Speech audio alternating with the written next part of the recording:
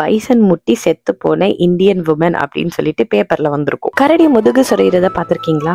எனக்கு 10 அடி தூரத்துல ஒரு காட்டெருமை ஒரே இடத்துல bison, pronghorn, owl, coyote, black wolf, grey wolf, black bear, brown grizzly bear, bald eagle, moose எல்லாத்தையும் பார்க்க முடியுமா? இந்த இடத்த செரெங்கெட்டி ஆஃப் நார்த் அமெரிக்கான்னு சொல்லுவாங்க.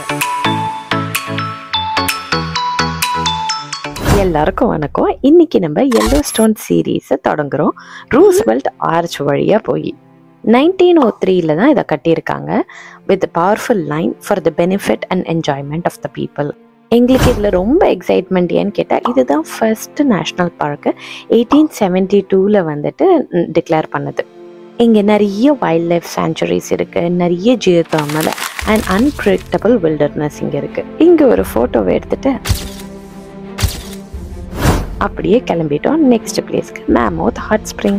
எல்லோஸ்டோனில் நிறைய நீங்கள் பிட் ஸ்டாப் வந்துட்டு பிளான் பண்ணாதது பண்ணுவீங்க. ஏன்னு கேட்டால் ரொம்ப அழகாக இருக்கும். சும்மா ஒரு புல் அவுட் ஏரியாவே இறங்கி பார்க்கணுன்னு தோணும். ஸோ அந்த மாதிரி போட்ட ஒரு புல் அவுட் ஏரியாவில் பக்கத்துலேயே ரிவரு, சுற்றிலும் மவுண்டைன்.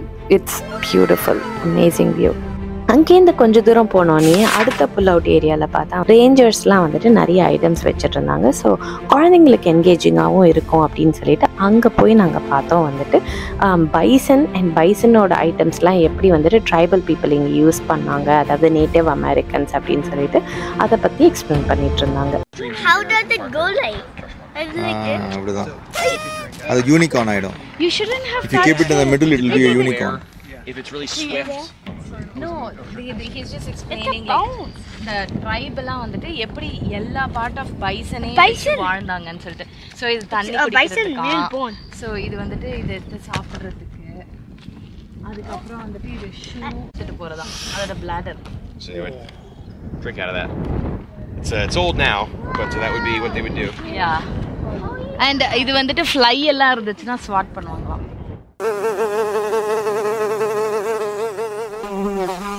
அங்கேருந்து கிளம்பி ஃபைனலாக நாங்கள் மேமோத் ஹாட் ஸ்ப்ரிங் வந்து ரீச் ஆகிட்டோம்.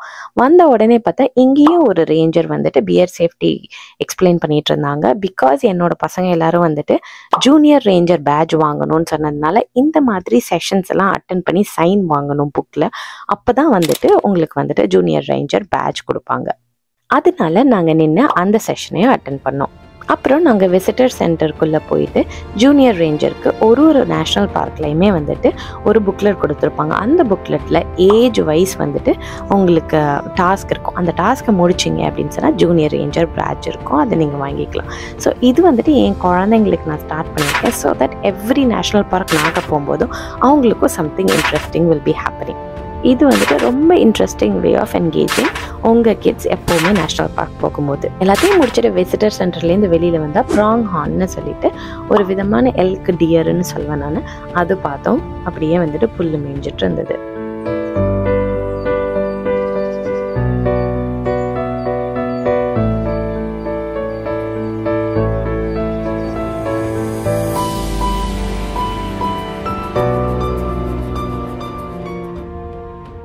அங்கேருந்தே வந்துட்டு நாங்கள் லோவர் டெரஸ்க்கு போர்ட் வாக் ஸ்டார்ட் பண்ணிட்டோம். First stop Liberty Cap. அங்கேருந்து நெக்ஸ்ட் ஸ்டாப் வந்துட்டு பேலட் ஸ்ப்ரிங்கு. பாருங்களேன் எவ்வளோ டிஃப்ரெண்ட் கலர்ஸ் இருக்குதுன்னு சொல்லிட்டு. அதுக்கு நடுவில் ஒன்று கருப்பு கலரில் இருக்குது பார்த்தீங்களா, அதை தான் டெவில்ஸ் தம்ப் அப்படின்னு சொல்லி சொல்லுவாங்க. ஸோ இந்த ஃபார்மேஷன் எப்படி வந்துச்சு அப்படின்னு சொல்லி கேட்டிங்கன்னா, மினரல் ஸ்ப்ரிங்ஸில் வந்துட்டு லைம் ஸ்டோன் இருக்குல்ல, அந்த மாதிரி ஒரு ட்ராவர்டைன்னு சொல்கிறாங்க, அது டெபாசிட் ஆகுறதுனால இந்த மாதிரி ஒரு ஃபார்மேஷன் இருக்கான். இது எப்படி க்ரியேட் ஆகுது அப்படின்னு சொன்னால், ரெயின் வாட்டர் இருக்குல்ல, அது ஏர்த்துக்குள்ளே சீப் ஆகும்போது உள்ளே இருக்கிற மேக்மா, எல்லோஸ்டோனே வந்துட்டு ஒரு வால்கனோ தானே, ஸோ உள்ளே இருக்க மேக்மா அப்படியே வந்துட்டு அதை வந்து கொதிக்க விடுமா, அது அப்படியே மேலே வந்துடுமா தண்ணி. ஸோ அந்த மாதிரி மேலே வரும்போது இந்த வாட்டரில் கார்பன் டை ஆக்சைடு அப்படியே டிசால்வ் ஆகி ஒரு வீக் ஆசிடாக ஃபார்ம் ஆகிடுமா. அந்த ஆசிட் சொல்யூஷன் வந்துட்டு லைம்ஸ்டோன் அப்படியே டிசால்வ் பண்ணிவிட்டு அதுக்கப்புறம் மேலே வந்ததுக்கப்புறம் வந்துட்டு அப்படியே ட்ராவர்டைனா வந்துட்டு மாற்றி செடிமெண்ட் அப்படியே ஃபார்ம் ஆகி இந்த ஃபார்மேஷன் வருது அப்படின்னு சொல்லி சொல்கிறாங்க. நம்ம லோவர் டெரஸில் வந்துட்டு ஃபுல் போர்ட் வாக்கே முடிச்சு அப்பர் டெரஸ் ஓவர்லுக் வரைக்கும் போய் ஃபுல்லாக பார்த்துட்டோம்.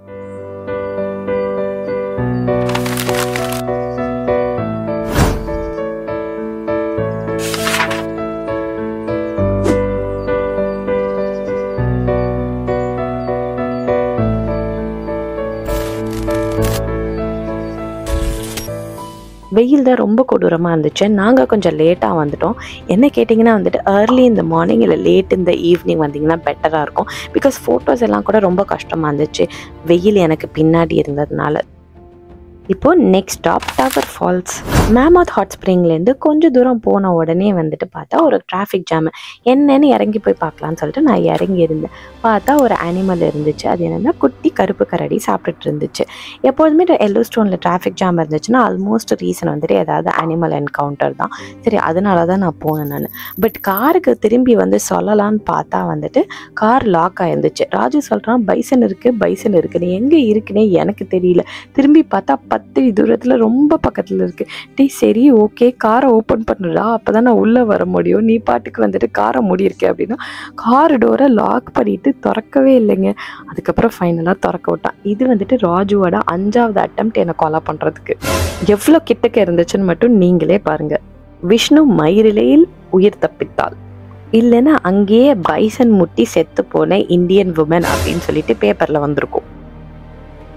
இந்த குட்டி கரடி நடு ரோட்டுக்கு வந்துருச்சு. அதுக்கப்புறம் ரேஞ்சர் வந்துட்டு அந்த கரடியை துரத்தி விட்டார். ஸோ ஆப்போசிட் டிரெக்ஷனுக்கு போயிட்டு காக்கா போச்சு. அதுக்கப்புறம் கொஞ்சம் தூரம் கழித்து பார்த்தா வந்துட்டு என்னென்னமோ பண்ணிச்சு. மரத்தை சுற்றி வச்சு திடீர்னு ஏஞ்சி நின்று மரத்தில் முதுகு சுரிய ஆரம்பிச்சிருச்சு. ஐயோ பெஸ்ட்டு சீனுங்க அதான்.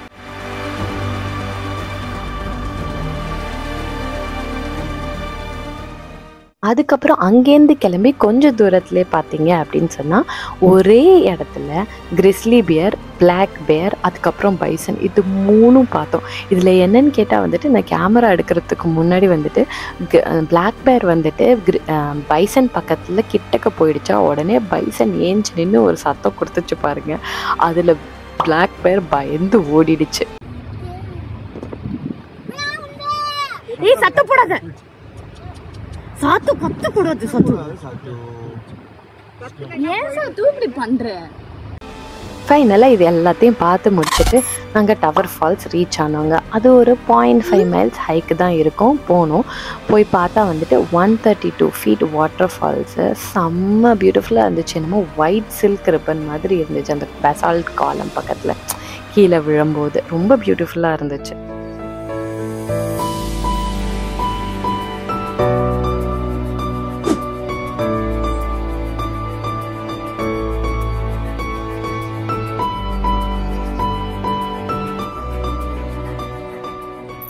நாங்கள் கடைசியாக வச்சுருந்தது லமார் வேலி. லமார் வேலியில் நிறைய அனிமல் சைட்டிங் பார்க்கலாம். அதுக்காக தான் வச்சுருந்தோம். எதிர் நீங்கள் ஏர்லி மார்னிங்கில் வரணும், இல்லைன்னா லேட் இந்த நைட்டில் வரணும். இந்த டைம் தான் பெஸ்ட் டைம் அனிமல் சைட்டிங்காக.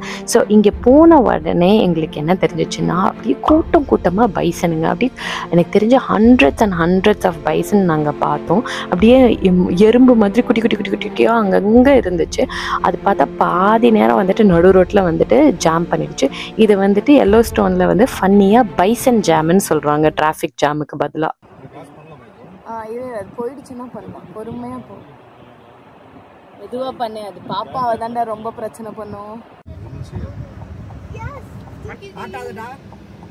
ஏது பாக்குதுரோ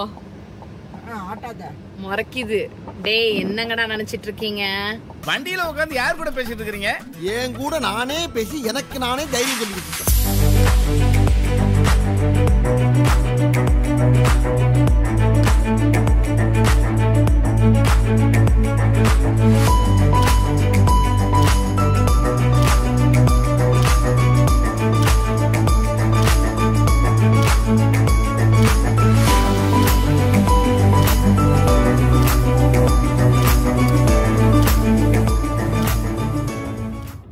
அங்கே போகும்போதே வந்துட்டு பால்டிகில் பார்த்தோம். அன்ஃபார்ச்சுனேட்லி எங்களால் வீடியோ எடுக்க முடியல. அண்ட் ப்ராங் ஹார்னும் பார்த்தோம். ப்ராங் ஹார்ன் வந்துட்டு ஓடி பிடிச்சி அவங்க அம்மா அப்பா கூட விளாடுற மாதிரி பார்த்தோம். It is very beautiful. Again ரொம்ப தூரத்தில் இருந்ததுனால எங்களால் வீடியோ எடுக்க முடியல. ஃபைனலாக நாங்கள் பார்த்தது கயோட்டி. நான் ஃபஸ்ட்டு உல்ஃப்னு நினச்சி தான் அதை ஃபாலோ பண்ணிவிட்டு அதை பார்த்துட்டு இருந்தேன். கடைசியில் பார்த்தா வந்துட்டு அது கயோட்டி. எல்லாரும் கிளம்பலான்னு சொல்லும்போது நான் அடம் பிடிச்சி இல்லை உல்ஃப் பார்க்காம நான் வரமாட்டேன்னு சொல்லி உல்ஃபை தேடிட்டு இருந்தேன். பிகாஸ் அங்கே நிறைய பேர் வந்துட்டு அனிமல் சைட்டிங்காக வருவாங்க. அப்படி வந்தவங்கள்ட்ட கேட்டால் நேற்று உல்ஃப் பார்த்தோம், எனக்கு வரத்துக்கு சான்ஸ் இருக்குது அப்படின்னு சொன்னதுனால அங்கேயே வெயிட் பண்ணிட்டு இருந்தோம்.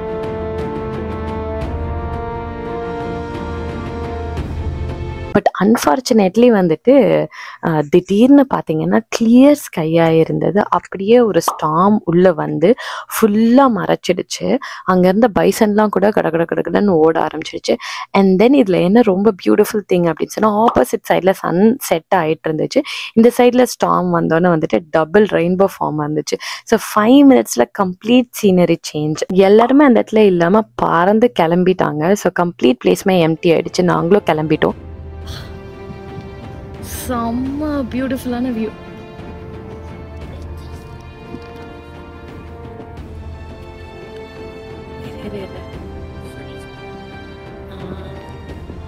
செம்மையா இருக்கு.